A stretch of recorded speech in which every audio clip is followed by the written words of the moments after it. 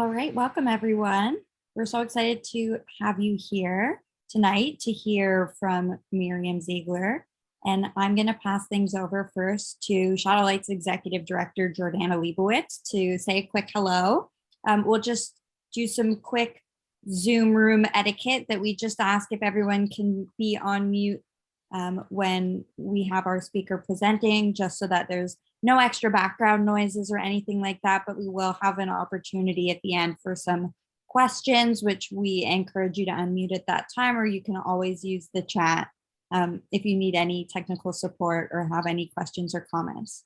So with that being said, I'm so excited to introduce to you Jordana Leibowitz. She's ShaodowLight's Executive Director, and she'll be kicking things off for us. Thank you so much, Haley. Haley is ShaodowLight's Director of Marketing, and she is absolutely incredible. And thank you for everything that you did to make tonight happen, and to my entire team. So welcome everyone. It is so special to have you all here, ShaodowLight supporters, my own personal friends, family members, Miriam's friends and family members, and everyone that we've met recently or a long time ago. There's a lot of familiar faces, and I'm just so grateful that you guys are all here.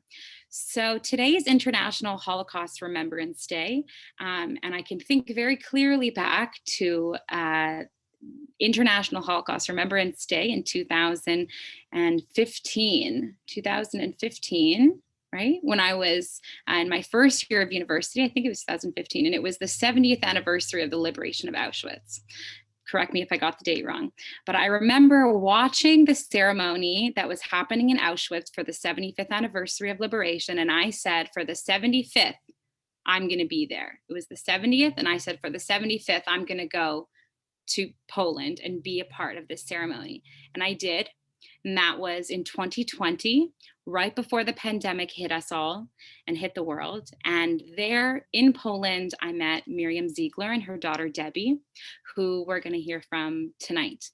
Miriam is an incredibly inspiring woman. And what's also very special about her story is that she was actually liberated from Auschwitz on this day 77 years ago.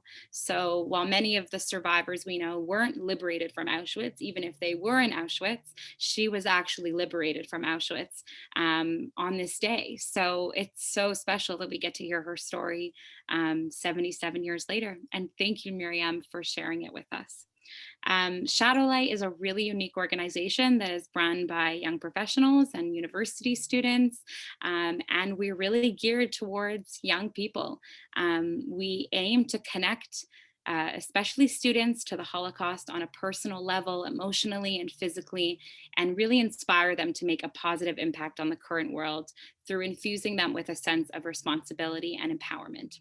So today we were at our first university campus ever in the United States.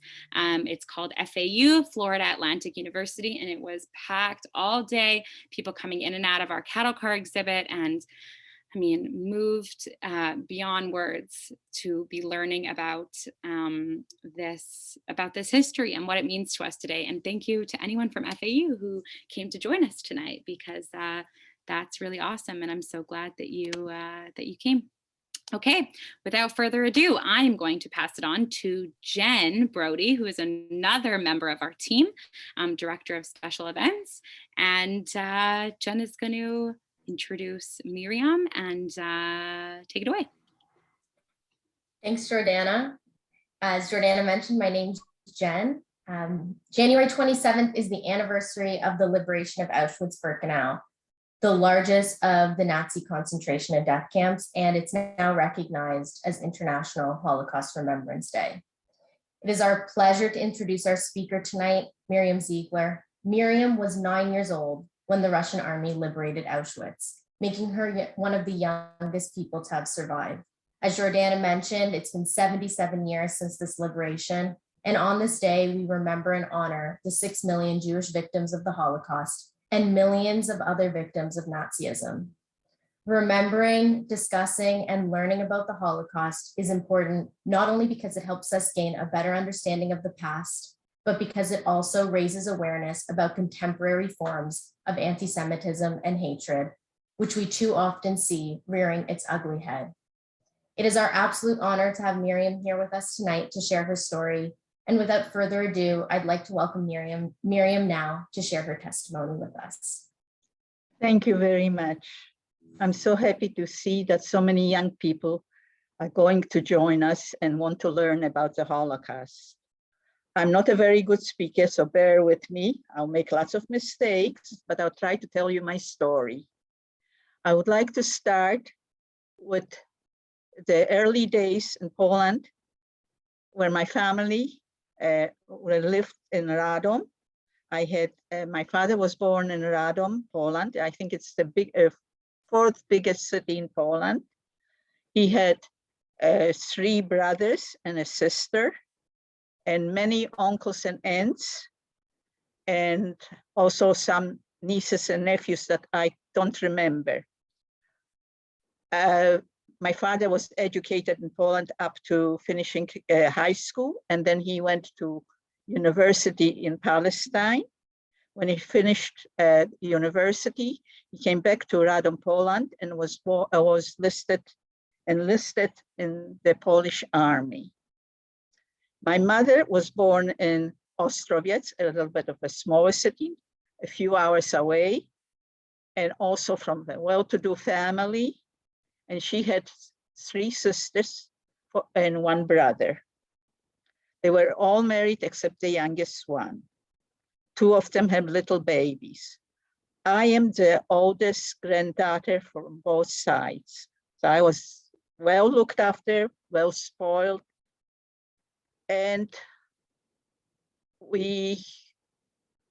I had traveled to Ostrowiec many, many times with my mother, because my mother met my father while he was in the army, and they moved to Radom, Poland.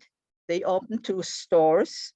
One was a material and accessories, and one was a school supplies, like a stationery and variety, and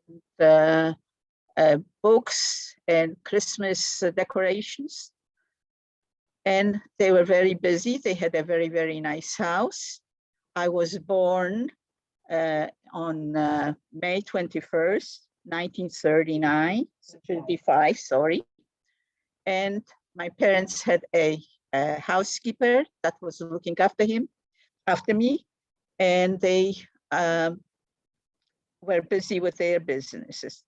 My mother was also traveling a lot to Ostrowiec to help my grandfather, and she would take me with when I was older and leave me with my grandmother and aunt while she took my grandfather shopping for all the stores. I had a very happy childhood. I had, I'm sorry.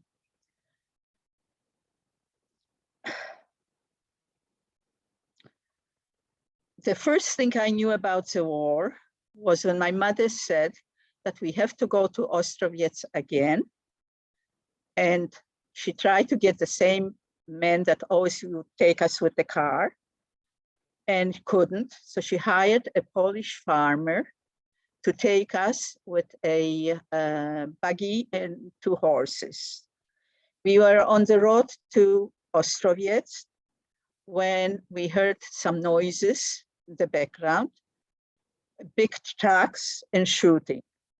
The farmer threw us off the buggy and said he can't take us any further because he will be killed, and so will we. We went after the road and we hid behind some trees, but we saw the farmer being shot and the horses being taken away and the buggy being thrown into the ditch.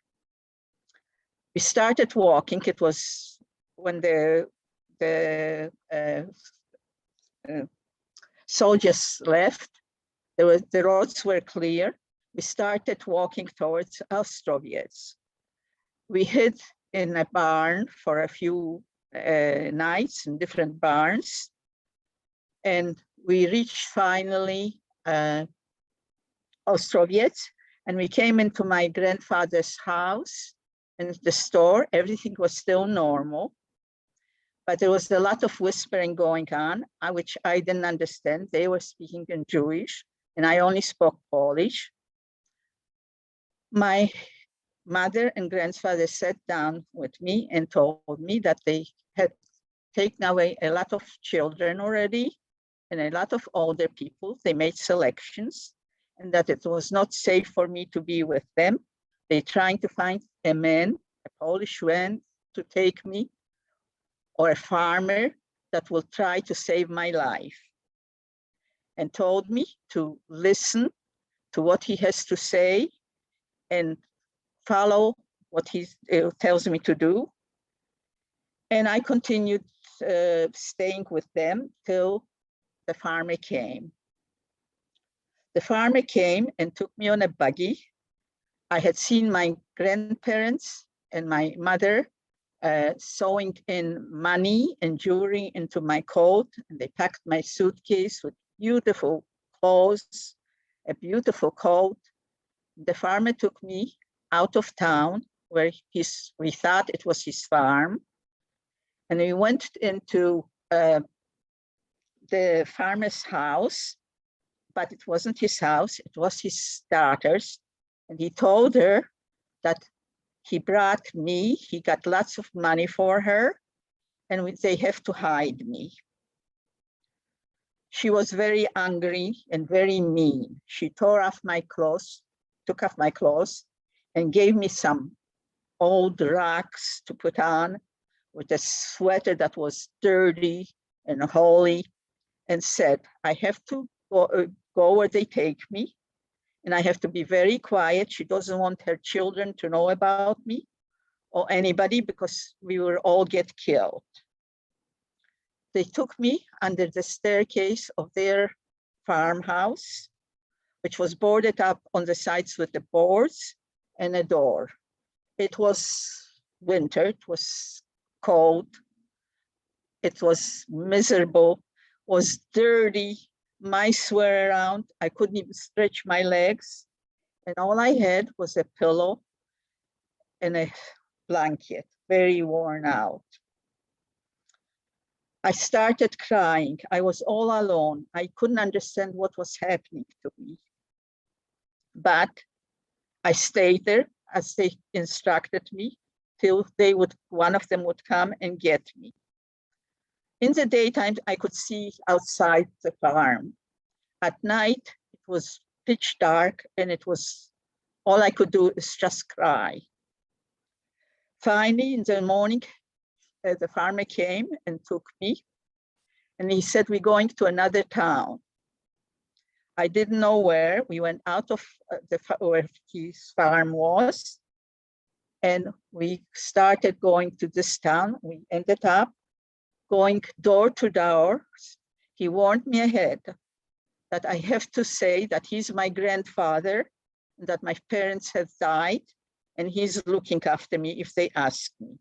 Otherwise, I am not allowed to speak. He knocked on the first door and he begged, told them he needs some money, he needs some bread because he hasn't got what to feed me with. A few places would not give him any. A few gave him some coins and a few slices of bread or a bun. We continued like that all day.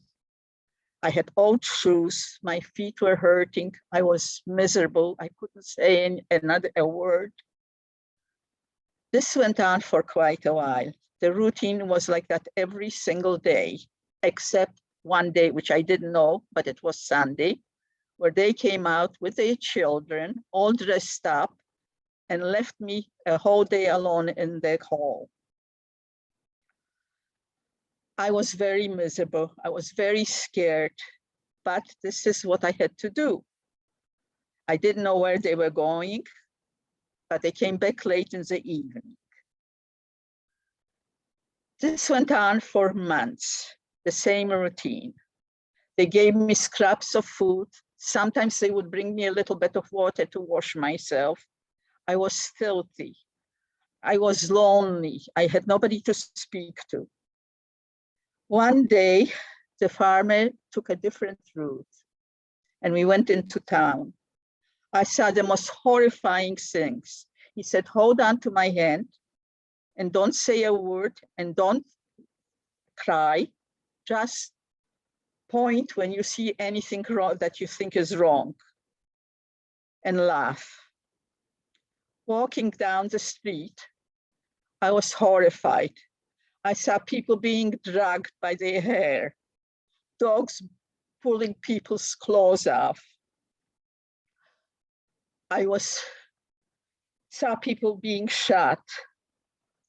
And all I had to do is just walk by and say nothing. We continued going door to door begging. In the evening, he took me back and put me back into the hall that I was in. Sometimes when we would go out, he would give me a slice of bread or a bun that somebody would throw in the basket. And sometimes when he didn't do that, his daughter would come down and give me a little drink of water and a piece of bread. And that was my food for the week. After a while, one day he decided again to take a different direction. This time we went through a forest. In the forest, he saw people hanging, and I recognized two of the young children and three other people and the farmer. I didn't know who they were, but the two young kids, I remember when I used to go to Ostrovets all the time, when my mother used to take me, I used to play with them. They were supposed to be my mother's cousin's children. In fact, that cousin lived through the war, and he also immigrated to Toronto. His name was Miriam Ziegler. We continued like that for months. It was winter. Some days were so hot I couldn't even breathe. But the farmer was scared to have me during the day there because his children were playing outside when they weren't in school, and they might want to know who I am. When we went in the wrong direction again, he told the woman, his daughter, that it was what we saw in the forest, and she got very afraid, and she said, he can't keep me there any longer. He has to take me back. So I spent the whole day under the stairs again by myself, and he must have been trying to get hold of my grandfather, my mother. He went back to Ostrovets. He came back in the evening and he said, tomorrow you're going back to your grandparents and your mother.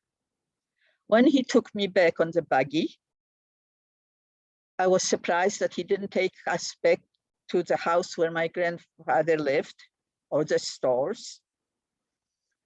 He continued taking me to another street where there were whole bunches of houses, similar to our townhouses, but they were old and dirty and all built together. What happened when my grandfather came out to get me and my mother, they took me in and they explained that they are now in a ghetto with all the Jewish people. And when I asked where, at that time, it was only my grandfather, grandmother, my youngest aunt, Shifra, and my auntie Bella, who had come from out of town with her baby. And many, many people that I didn't know were in this one house. He explained that they had taken my aunt and my uncle, who had families with little babies, and they had taken them away to another town. Being so young, I didn't understand what that meant. Anyway, they said that I was not safe to be with them. they had to look for somebody else to find a place for me. So I spent a few days with them in Radom, in Ostrowiec, hiding in the house. During the day, they were allowed to go out, but I wasn't because I was young. And they were allowed to do whatever they wanted. There weren't that many German Nazis watching us at that time. But they were worried that there was going to be another selection. My mother went out one day and she tried to find one of her schoolmates that she knew, and she was a very, very good customer of my grandfather's store. And she came back in the afternoon and she said that there's another place I have to go to. Sorry. I should get ready that tomorrow, the next day, she's going to come to get me. And this lady is very, very nice. Because I had told them the story, what happened on the farm with the farmer. She says, no, this was a very close friend of hers and that she will look after me well. That night, unexpected, there was another raid on the ghetto. The Nazis started to say, aus, aus. Everybody had to come out of the buildings and stay on in the front of the buildings. My mother said to me to run upstairs to the attic and hide.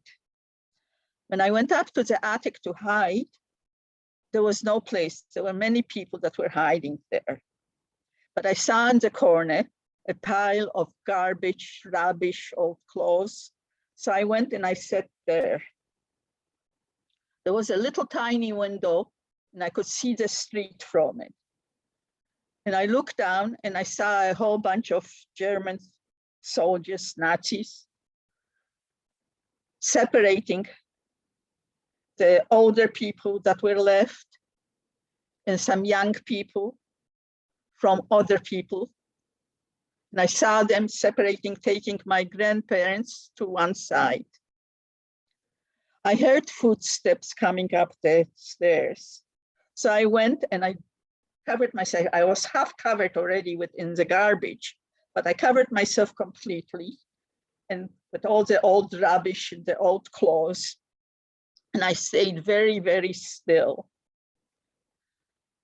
I heard a lot of shooting, but I didn't move. I was quiet. I was sitting, lying there for quite a while under the pile of this garbage. After, I don't know how long, an hour or two, I heard my mother's voice calling Miriam. Well, it wasn't really Miriam, it was called, I was called Mania at that time in Polish. And my mother was looking all over for me and she couldn't find me, so she started calling. When I heard her voice, I started moving. And she saw that the garbage pit was moving. And she and my cousin took me out of there. And they were shocked that I was still alive. They took me downstairs. And when I came down, half of the people in our house that we were there. A lot of the people were all gone. I didn't know because where they took them. So I asked my mother, she says, oh, they took them to another place. They said they were going to take them to another town. I asked where the baby was. Oh, she went with my mother. My mother told me. Then I asked her what happened to my aunt Shifra. She was young, she was beautiful. She says she decided to go with them. I was young enough, I believed them. We waited and waited. My mother said, tomorrow, Marisha is coming to get you. It was true. She came. I was waiting. My mother took me out and she took me away. She brought me to her house. It was a little tiny house.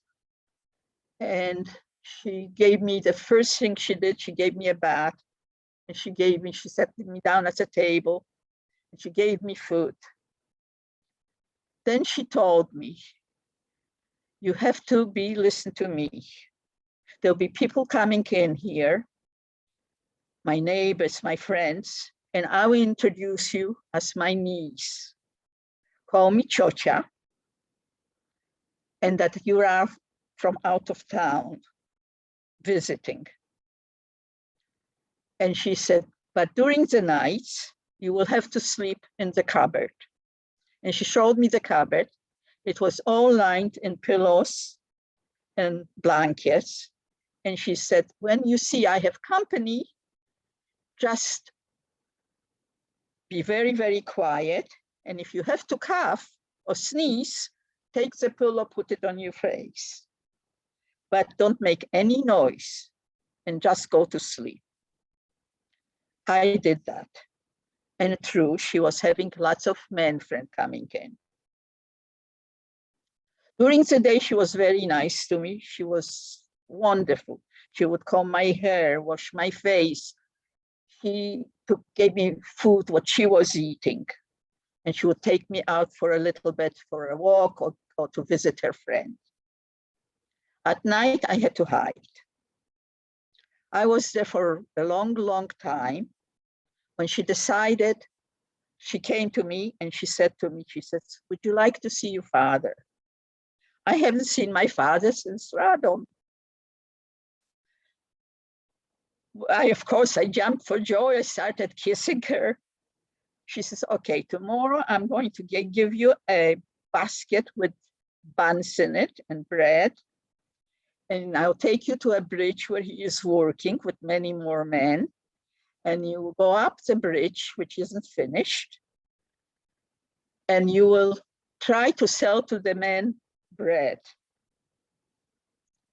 And you approach, you keep going from one to another one till you see your father.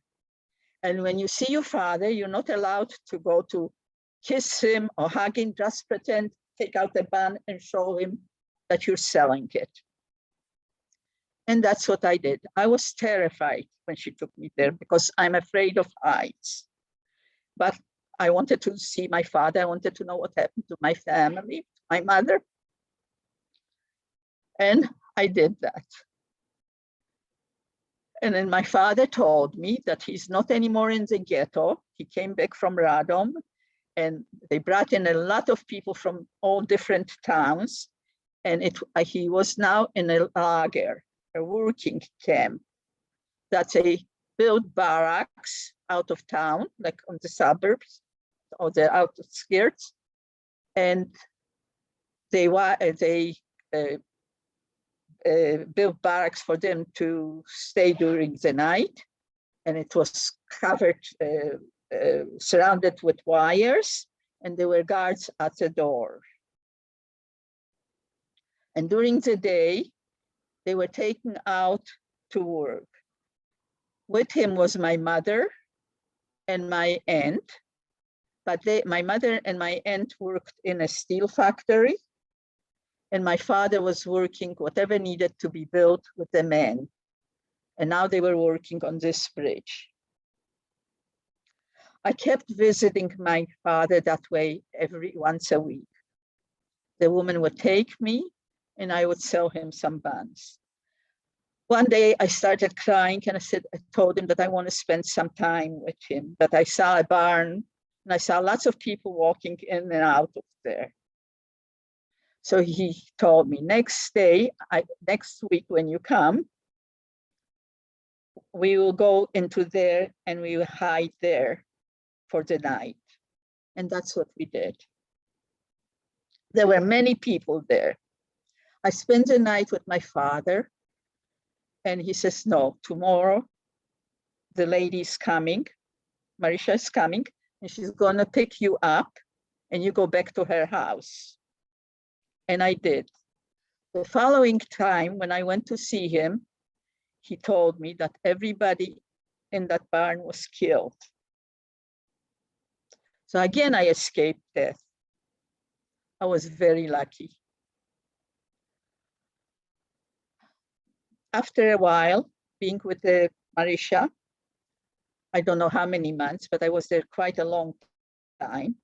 She told me she has to take me back to my father or to somebody else because her husband was coming back from the army and she couldn't keep me any longer. The following day, she took me to the bridge and she told me to go up to the bridge and stand between the men when they're leaving and walk down with them. And that's the way they're going to take me into the lager. So they smuggled me back to the lager. And I would hide in the kitchen. They had when they went to work, my mother and father and all the other people, they went to work every day and they would come back and they would eat near the kitchen. And I helped. There were four or five other children that were hidden like me in the kitchen for a while. And we would help the people that work there. Excuse me. And we would peel potatoes. We would make noodles, cut noodles. We would wash the floors.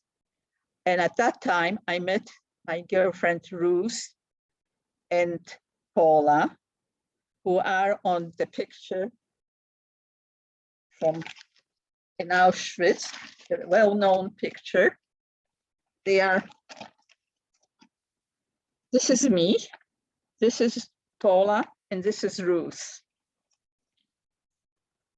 We were hiding all the time. A few times when my mother's job changed and she was working in a brick factory, I would walk out with the women, between the women, and work at the train station, cleaning bricks and loading them on trains.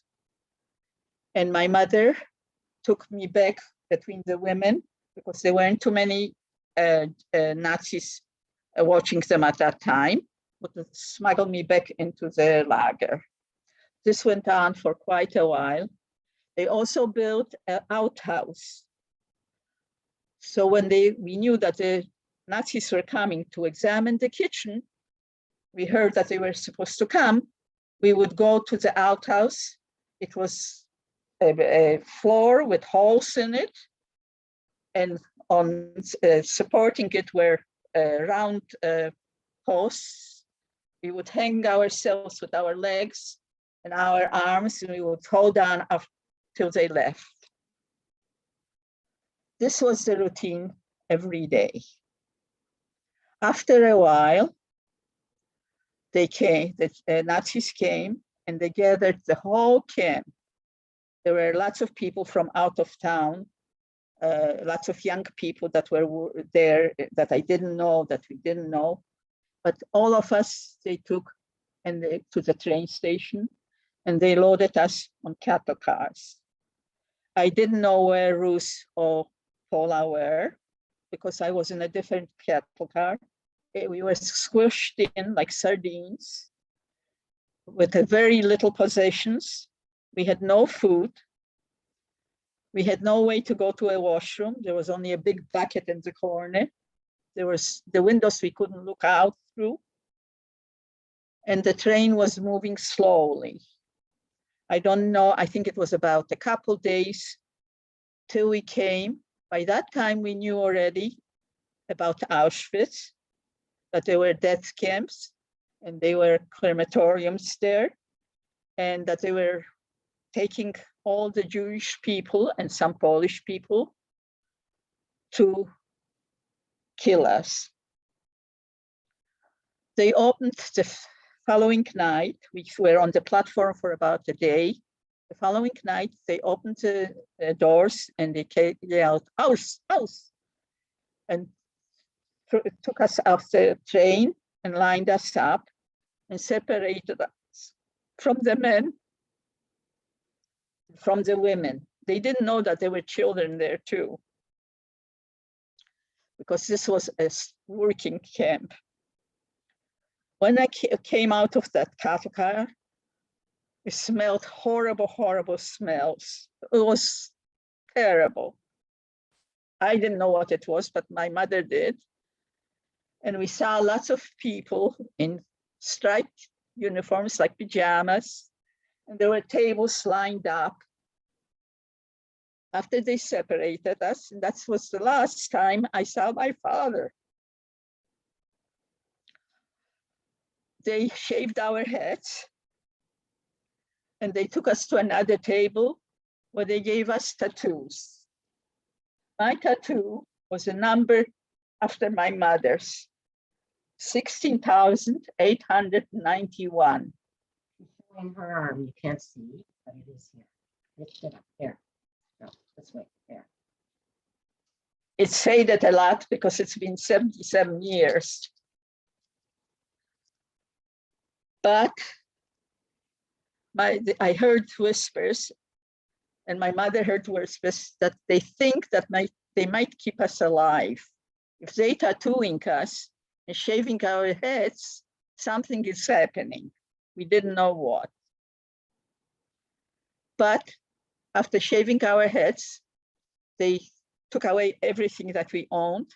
The woman that tattooed me was very nice, because my mother's tattoo was all spread, very roughly done, but mine, she was gentle with me. Of course, there was no anesthetic or anything, and it hurt terrible. But I was told, don't cry, because they know there's children here. After that, they took us and took us down to a showers in a big, big, huge room with showers. This time we thought for sure that we are going to be killed, being gassed. I said goodbye. My mother kissed me goodbye, and we were hugging and kissing, and my aunt and all of us were the ones that knew each other. We knew this was the end. To our surprise, the showers started working, water came out. We had showers. After we had the showers, they opened the door to the back, not the one that we came in. And they gave us uniforms, and they took us out and took us to Auschwitz, to a barrack. In the barrack, again, we were squeezed in on shelves, like what they built. We couldn't move, we couldn't turn, and they would give us a piece of bread and a drop of what it was supposed to be soup, but was water with some greens in it. And I was still being hidden. They had roll calls. So I would stay in the barrack, and the women would go out. After a while, they came in and they separated us kids. I think there were 4 or 5 of us at that time. And I noticed some that I knew. They took us, they took my mother and my aunt away, and they took us children to a gypsy camp. What they did, they had killed the gypsies prior to getting it ready for us. And they took us to a barrack. I have pictures of that barrack when I went back to Poland now. They took us to this barrack, and it was better. We had better banks to sleep on. And there was a woman that was looking after us, which was a German woman, but she was with us in the working camp because she was married to a Jew and she didn't want to leave him. So she was taken as a prisoner with us. She was very kind. She tried to help us. When I came into the barrack, I noticed that my cousin Sal, who I used to visit in Radom quite often because he was my father's, his mother was my father's aunt, youngest aunt, and he was her youngest son. He was there, and another friend of my grandparents from Ostrowiec called Jerzy. They were much older. And my girlfriend, Ruth and Paula, who were the same age as me, and I had met in the kitchen, in the lager. I was happy because now I knew somebody, and they told me how to behave, and they helped me a lot. Every morning, we would have roll call. We would have to go out, and they would take away a few of us. They would call us by number, not by name, and we would have to take our hand and shoulder. This went on for a lot of weeks, months, I guess. We were surrounded by electrical wires. If anybody touched them, they would get electrocuted. If anybody tried to escape, they would do the same.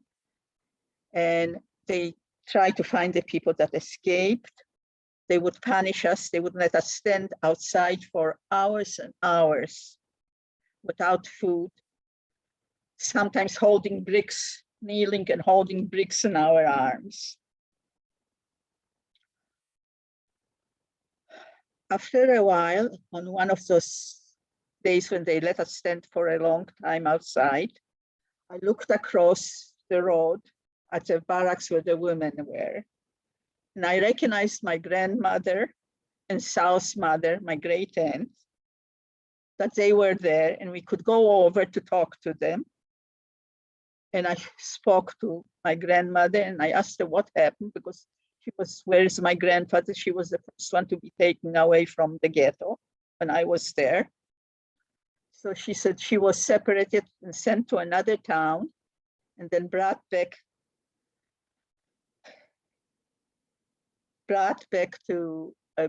here to Auschwitz with many, many women.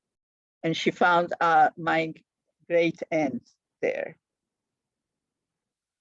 She told me she was hungry. She wasn't that old. She told me she was hungry, and she pointed here to her heart. I didn't know what that was. And she told me it hurts her. After being called back to our barracks, I went back and I told the lady that was looking after us that I saw my grandmother across on the other side, and she told me that she was hungry and she didn't feel well. So the woman the next day gave me an extra piece of bread, and she gave me a cube of sugar. And she told me, next time they have roll call, you can go over, take this and give it to your grandmother. And I did that. From then on, whenever we had roll call, I would always save a piece of bread. She would give me an extra piece of bread, and I would take it to give it to her.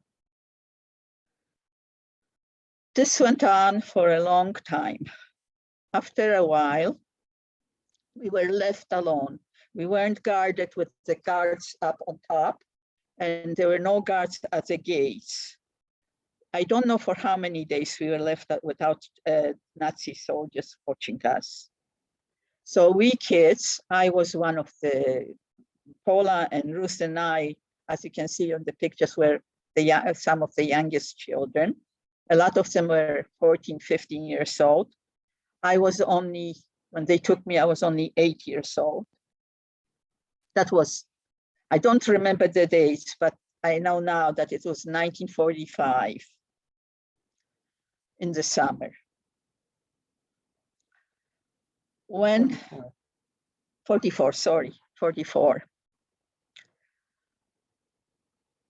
I guess it was a year that I was there. So we went, the older kids took us, we had torn shoes, we had only uniforms on us, the pajamas. We went to Auschwitz, which was a couple miles away, which from now our camp was called Birkenau. The reason they kept us, which I can't even talk about, was that every time they took out some kids, they made experiments, some came back, some didn't. When we had roll call, sometimes we had to stand naked and they would examine our bodies. And if we had a pimple or anything, they would take them away and we would never see them. One time like that, they took Jerzy, my friend Jerzy, who was a very big help to me, but he never came back. They took me a couple times. When I came back, when I went into the room, it was a huge room with people with white coats and instruments. And I didn't know what happened to me. I don't know, I don't remember, but I know when I came back, I was limping and I wasn't feeling well. They took me twice like that, but I was very, very fortunate. I came back. Our barrack of children ended up being half. I'm sorry, I went out of turn. But anyway, we went and we raided the barracks in Auschwitz. As you see on that picture, what I showed you, we have lots of clothes underneath, kerchiefs, and I am not wearing my striped uniform because I had given it to my grandmother. We brought back lots of bread, and we brought back for the people that did not go with us as much as we could carry. It was a very long, long walk. And after we were left alone, the Nazis were leaving. A few of them came back and told us to line up and come on the march. They're going to save our life. They're going to take us to freedom, to take us to a nice place where it's warm and nice. I was in the line, so was my cousin Sal, and a lot of people. But my aunt came over from the barrack, from her barrack, and she grabbed us out and she said, "No, you're not going on this march. If you have to die, you may as well die here. Go back into your cabin." Which we did. And we were very fortunately that we did, because we found out that on that march, they shot everybody. And the one person that they shot was my father. My father had something wrong with his leg, and they made him go on that march. I don't know if that is true or not, but that's what we were told. My mother was told by somebody that knew her. Well, I was standing here, I was left alone. I didn't know what was happening to us. A few days later, we hear again trucks with soldiers coming towards us. That's the picture that they took. That was a picture the day of our liberation, the 27th of January. The Russian liberated us. When we were liberated, after a few days, some American soldiers and the Red Cross came into our barracks and took us out. And I have a picture here showing where we are.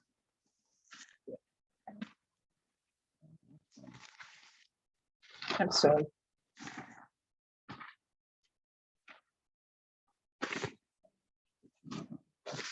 This one. Oh. This is the picture. This is the picture where I am on when we're going to Krakow. They're taking us to, Americans and the Red Cross are taking us to Krakow, to an orphanage that they made from a warehouse. I'm circled in red. I don't know if you can see it.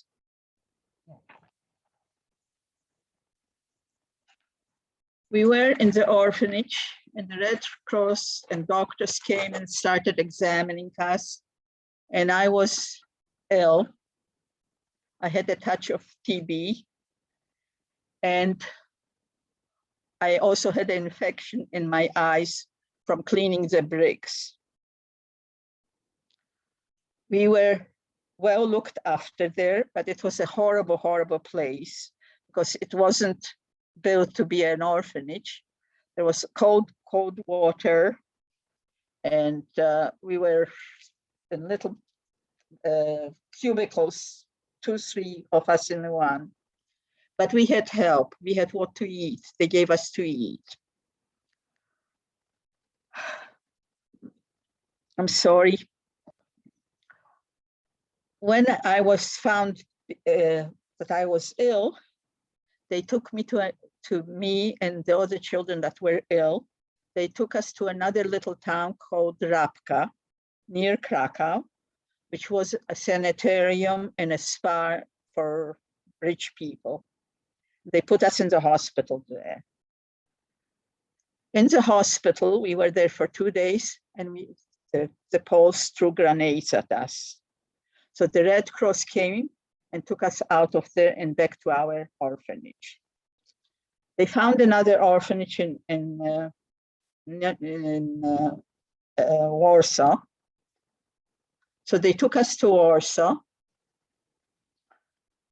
It was also a sanitarium, and we were there for a month, and we were treated very well and looked after well. And then we were brought back to the orphanage in Krakow. In the orphanage in Krakow, I asked one of the ladies that was looking after us if she could do me a favor and write my name, my grandparents' name from Radom, Friedman, and my grandparents Alkirchen from Ostrowiec, and that I'm looking for them. I'm in this orphanage in Krakow. And to put it on the train and to put it in the hospitals wherever she could. Maybe I'll find somebody alive. Maybe somebody was still living from my family. We went to have a bath because we didn't have any hot water in our orphanage. They would send a group of us to another orphanage on the other side of town in Krakow. They would give us streetcar tickets and we would go as a bunch to have a bath and come back to the orphanage. One day, excuse me, while I was in the having a bath, I was waiting for the other kids to finish. A boy from our orphanage came in and gave me a streetcar ticket, and he said, go back to the orphanage, you need it there. Don't wait for the rest of the group. I did as I was told. I went back, and to my shock and surprise, when I went in, there was sitting my mother and my aunt. The reunion was unbelievable because we all said there was nobody left. My mother told me that she was in Czechoslovakia on her way to Austria to go to Palestine because she thought that nobody was alive. She and my aunt were the only ones that were left. I told my mother she's wrong. My grandmother is alive. I saw her, but I don't know where she is. So my mother took me out of the orphanage and we went to Ostrowiec. At that time it was terrible to travel.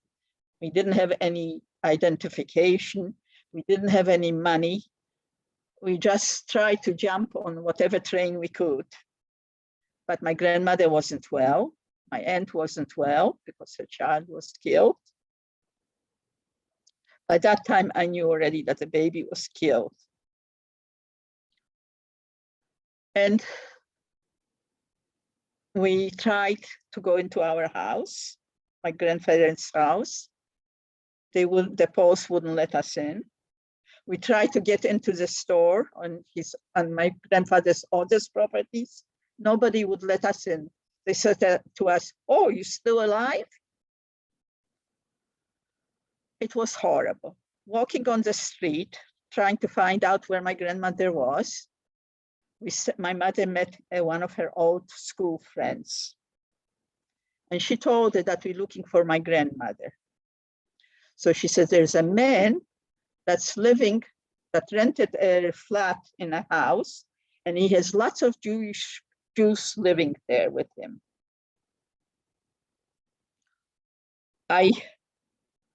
So my mother knew where it was, the address, and the three of us went there. When we came in, everybody there was very, very sad, and the greeting wasn't as I expected. It was my cousin, my mother's niece and nephew that were there, and a few other people, but they were very, very sad. We ate supper and we slept on the floor. The next day, my mother said, we have to go. There was a lot of whispering around. I didn't understand because they were talking in Jewish. And a lot of whispering. The next day, my mother says, we're leaving right away. We're going home, going to the train. We're going to try to get to Czechoslovakia and try to go to Austria to try to go to Palestine. And that's what we did. We left right away. It was a horrible, horrible trip. I'm so sorry. We came to Czechoslovakia and they didn't have where to put us. We had no passports. So they put us into jail. We stayed in jail for 3 weeks. Then they let us cross the border into Austria. We went to Vienna. Vienna was wonderful. There they had already Jewish organizations and the Red Cross was helping us. They gave us a place to stay and they said to wait because there's a new DP camp opening in Linz. It's called Bindermichel, and they're accepting a lot of refugees. And that's where we will take you. But meanwhile, enjoy Vienna. They would take us and show us Vienna. They took us to movies, just my aunt and my mother and me. We went one day we went to the movies and we heard our names to be called. We came out and they said, go right away back to where you living. You are going to Linz. People will take you to Linz the next day. And that's what we did. When we came to Linz, there was a big DP camp with barracks specially built for us. And we were given 2 rooms. We were given food and a little bit of money, but we couldn't live on that. My mother was the only one that was well. We couldn't get medicines, but she made a friend from Austria, that she made a new friend. And this woman was wonderful. She was helping my mother a lot. She brought clothes for me from her children. And she suggested that my mother open a kiosk selling cigarettes, papers, and magazines. And this way she could earn some money. And that's what my mother did. But still, she couldn't look after me. I was not well. My grandmother was not well. My aunt was not well. She found out there was an orphanage near Salzburg, between Linz and Salzburg in the mountains, that was accepting orphans. And she thought that would be the best place for me. I was resentful that here I'm finally with my mother, and she is taking my orphanage. In fact, I have some pictures of it.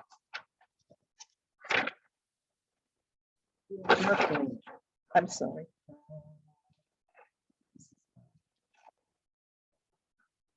Can they see it? Yeah, they can see. Can you see it? Okay. As I said, I was in this orphanage. It was beautiful. It was in the near Salzburg in the mountains. We had a lot of volunteers looking after us, and they were teaching us a little bit of Hebrew, a little bit of maths. This was me in their orphanage. I stayed there for a while, and an American reporter came in, and there were lots of kids. Most of them were much older than me that were in hiding and that came from Russia. I was the only real Holocaust survivor. He wanted to know my life story.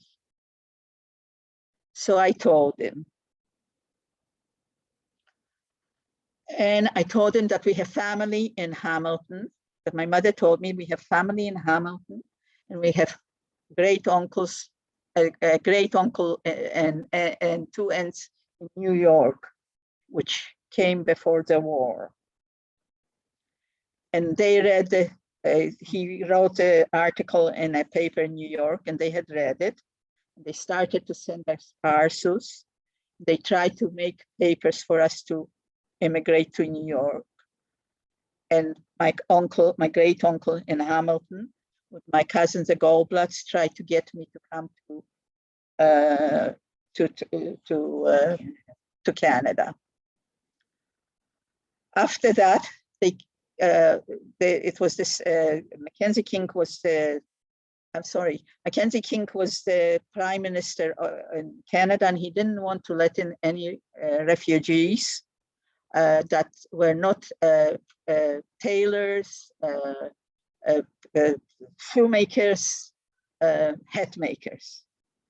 So my mother went to learn how to be a hat maker, and my aunt.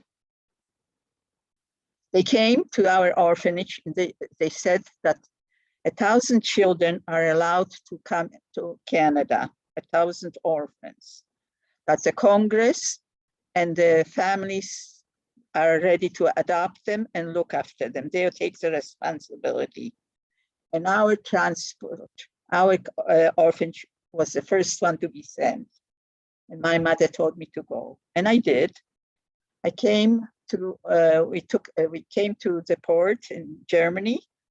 They loaded us on a freight train, a freight boat, and we came to Halifax.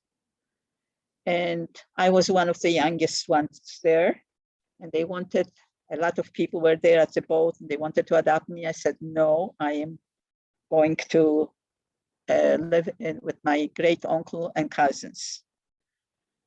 My great uncle and my cousin, the Goldblatt, sent a woman to pick me up from Halifax by train and bring me to Toronto. This is the first time I was in a luxury sleeper, and I was amazed. I came down in Toronto, there was a whole bunch of people, strangers waiting for me. I didn't know, but they were all relatives of my mother's that came before the war.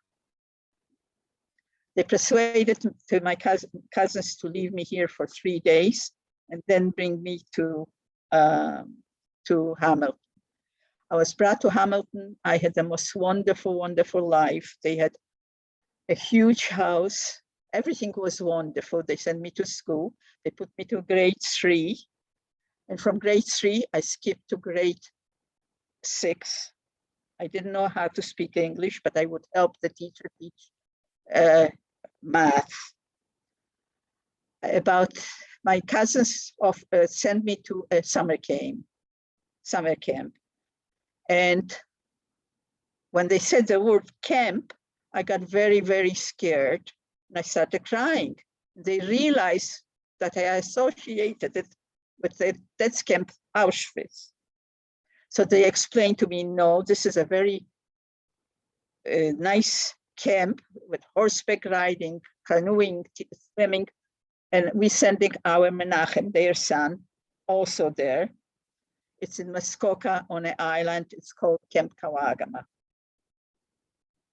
And that's where I went. I started living again. I learned everything, and it was wonderful, wonderful. And I went back to my cousins. Meanwhile, my parents, my mother and my aunt came as head makers, and they came to Hamilton for the weekend because they had to start the following week work in the factory. And I came to live with them. I went to school. I finished school here in Toronto and then went to Central Commerce and finished as a bookkeeper. I started working in the Simpsons. I got a job in Simpsons and I worked there for a year. I was having a very, very good time I met a lot of people. My mother remarried and I moved to my stepfather's house on Russell Street, Spadina's College. I made a lot of new friends and I have those friends till this day. And also my friend Ruth, who lives in Detroit, and my friend Paula, who lives in California. After dating and enjoying myself very much, a new wonderful Canada gave me a new life. I was set up on a date by a friend with a wonderful, wonderful man who lived in Welland. His name was Miriam Ziegler. After our first date, that was it. We fell in love. 11 months later, we got married. We had 3 wonderful, wonderful children. It was very difficult for me because my husband worked day and night. We lived in a low rental apartment. It was hard to bring down the carriages, up the carriages, but we somehow made it work. We bought our first house on Drury, a little tiny bungalow. And my husband was still working very, very hard and I wanted to help. I opened a store, ladies selling dresses in my house after my husband finished the basement. And life was wonderful. We managed somehow to make it work. Our main dream was to give our children everything that we never had and to put them through. We couldn't afford to send them to private school, but we sent them to school and we wanted to send them to Hebrew school, which we did. And then fortunately enough, we were able to send them. We moved to another house and we were fortunate enough to send them to university. I had 3 children. Stuart was my oldest and my husband was very, very thrilled because he was the only survivor from 8 children, a Holocaust survivor, and the name disappeared. My husband spoke, he helped form the Holocaust education. He spoke for 31 years about the Holocaust in schools, universities, and churches. He was honored 3 times in Ottawa by the provincial government, and then he was also honored by the federal government in Toronto, also in Washington, for helping the education.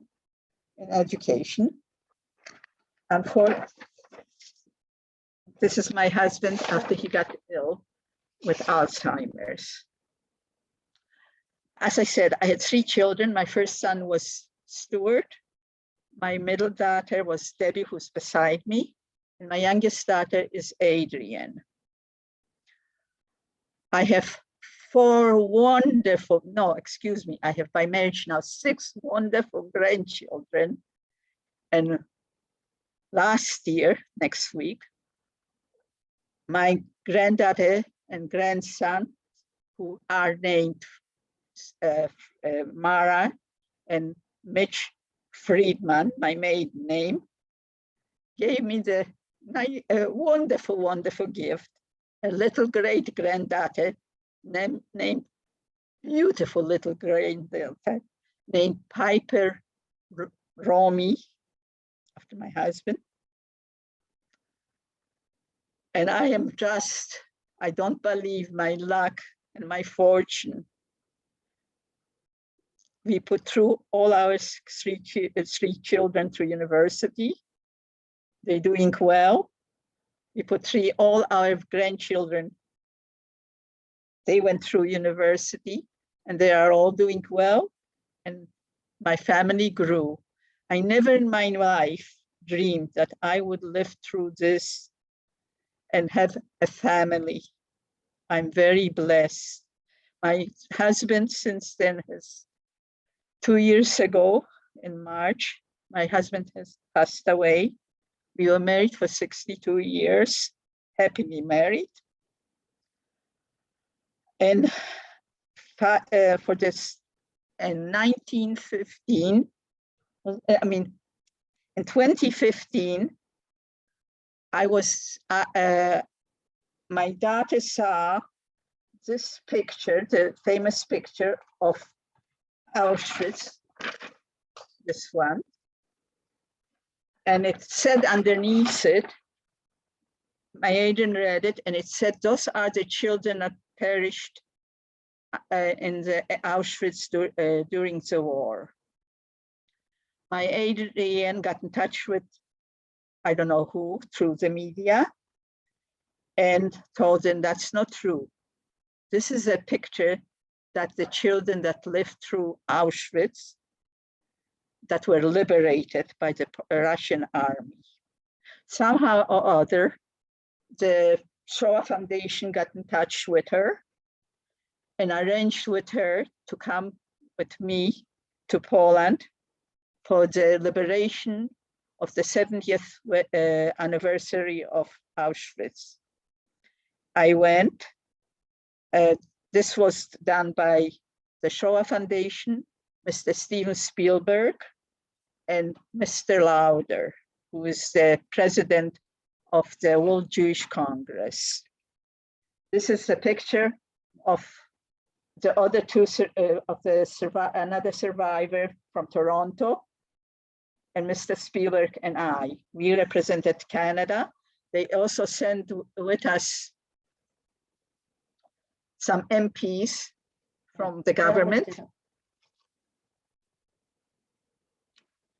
And they had, I also represented Canada, and this is the way, this is Auschwitz. They built a big, big tent, and they had many, many dignitaries. And from all over the world, many reporters, and Ruth and I, no, this is the first time, I wasn't, Paula and I were the representatives from that picture. That's the only ones. They recreated that picture.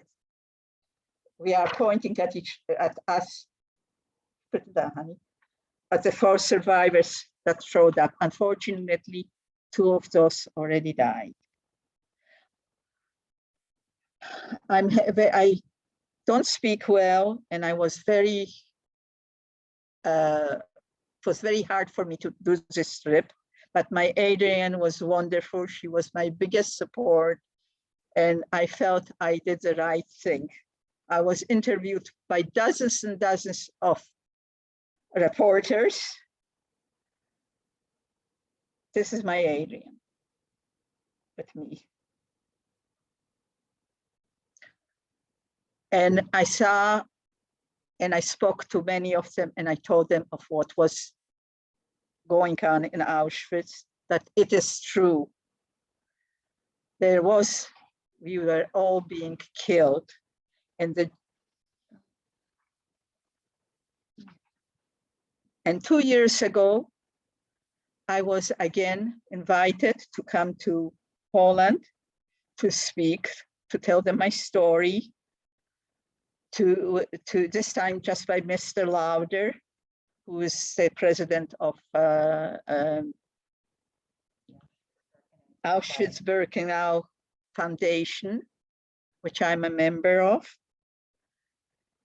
And I went with my daughter, Debbie, who was a very big support for me. And what can I tell you? This is a picture of Debbie and me. That's where I met Jordana. And I was so much impressed with her that when she asked me to speak today, I'm not well, but I said I will do it because she's been an angel. She came to visit me a couple times after my spine operation. She came to see me on Purim, all dressed up with her sister, and I appreciated it very, very much. And that's why I left out an awful, awful lot from my life. How can you tell how many years, 77 years in 1 hour or less? I just want to show you a couple more pictures. Debbie will show them to you. This is my mother and father with me being pregnant. She was pregnant with you. I'm sorry. I'm just very, very confused. This is my grandfather from Radom, Mendel Friedman, and that's me, a year old.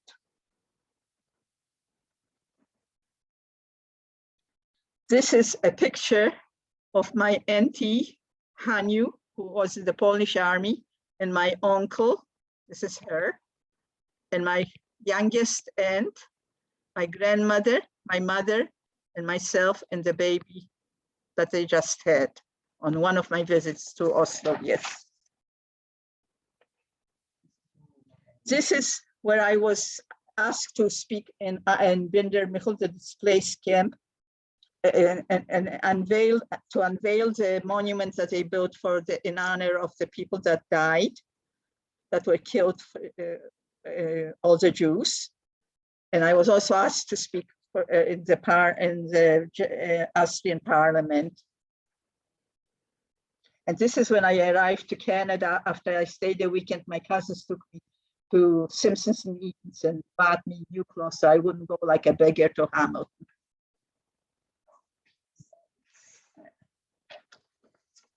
This is my husband.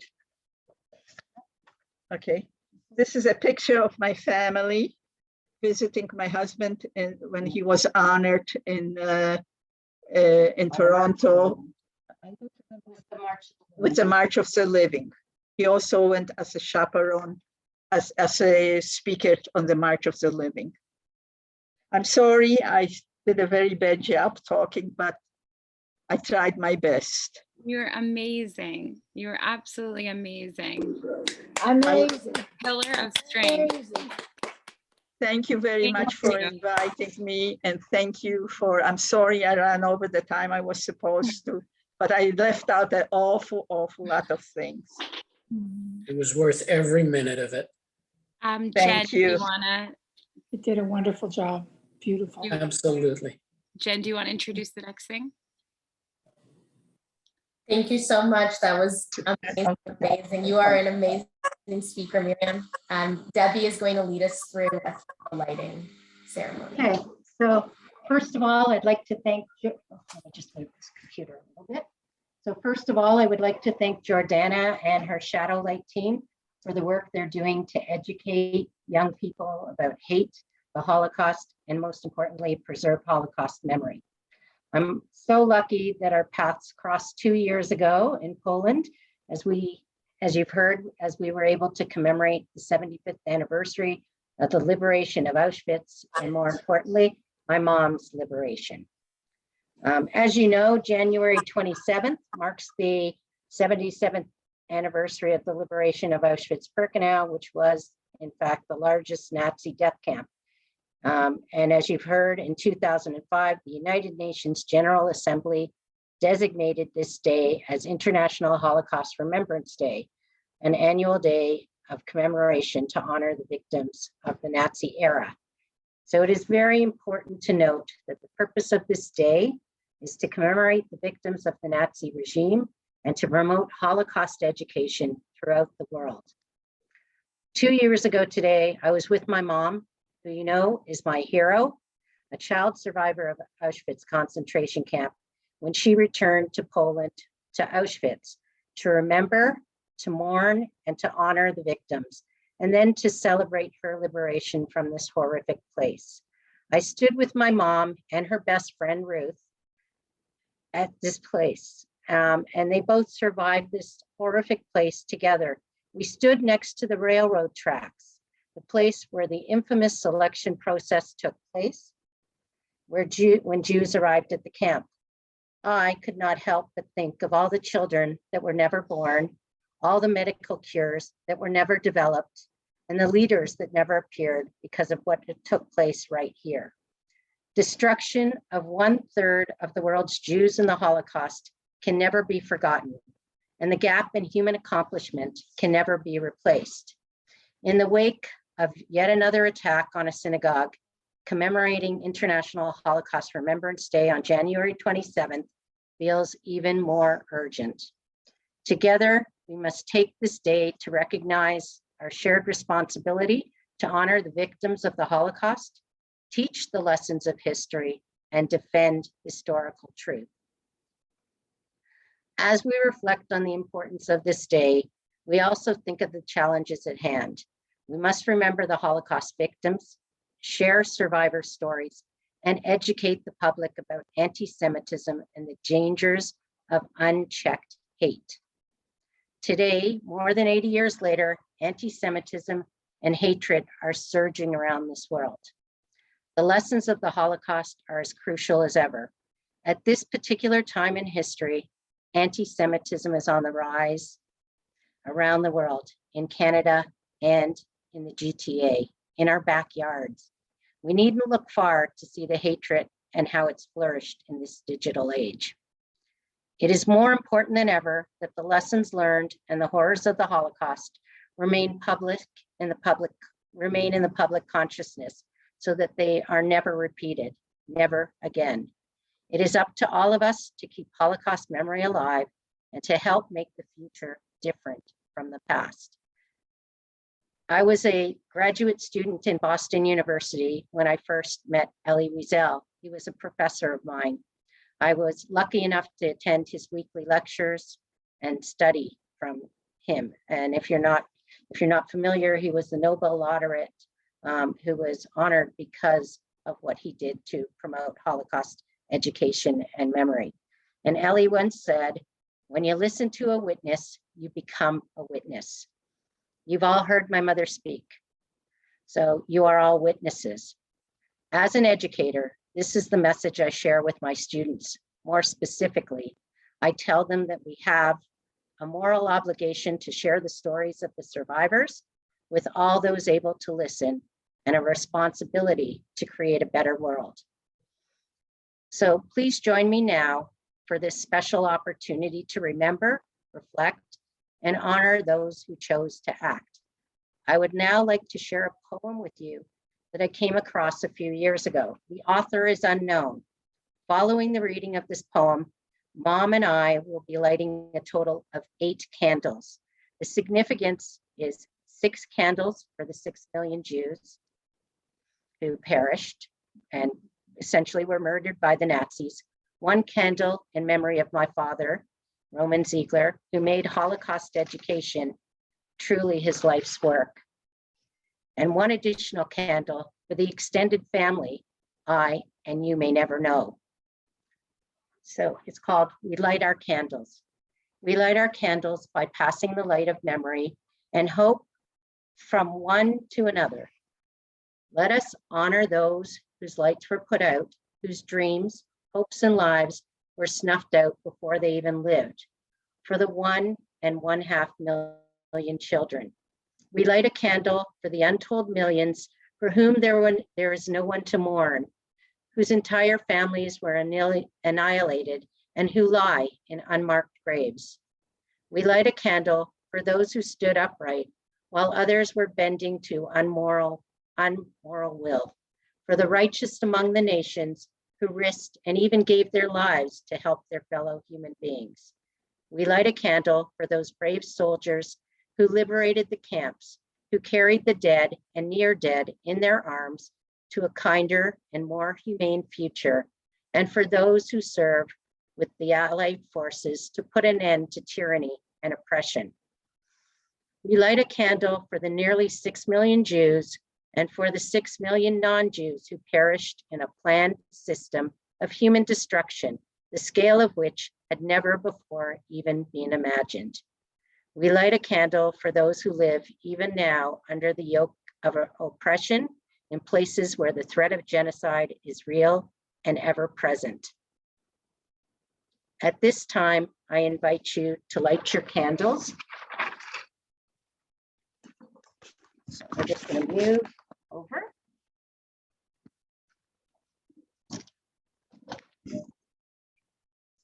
You're going to have to hold this. There, hold it like that.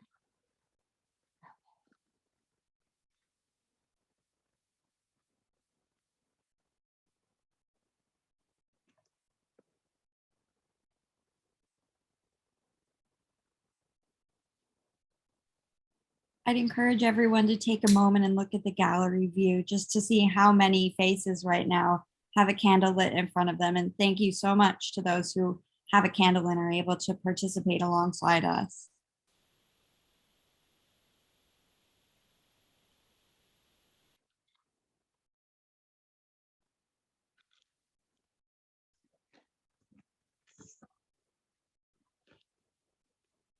Let's see.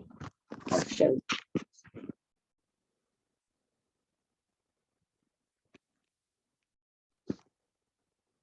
Finish the problem.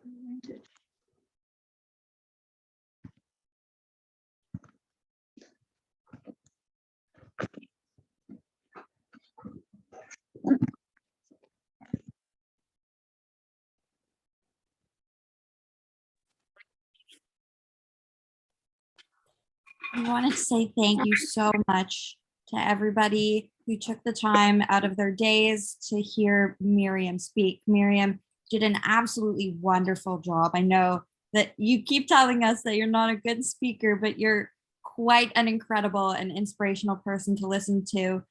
I've helped ShaodowLight run many events on Zoom, and the numbers stayed right through the entire event. Nobody signed off. You had us captivated truly with your story. It's incredible to see you here today and to hear about the beautiful family that you have. And we want to thank you so deeply from the bottom of our hearts for taking the time to speak with us tonight. For anyone who was able to light their candle, if you are on Instagram, ShaodowLight's running a candle lighting campaign. So you can visit our Instagram page. It's at my_ShaodowLight to see the template that we have, and you can share a photo of your lit candle and encourage others to do the same. If you don't have Instagram or you're not familiar, then absolutely no worries. You're doing so much by being here with us tonight. And with that, I think we come to the end of our International Holocaust Remembrance Day event. A big thank you again to Miriam and to Debbie for leading us in such a beautiful and well-spoken candle lighting. And we wish everybody a good night, and stay safe and stay healthy. And we hope to see you in person together again soon.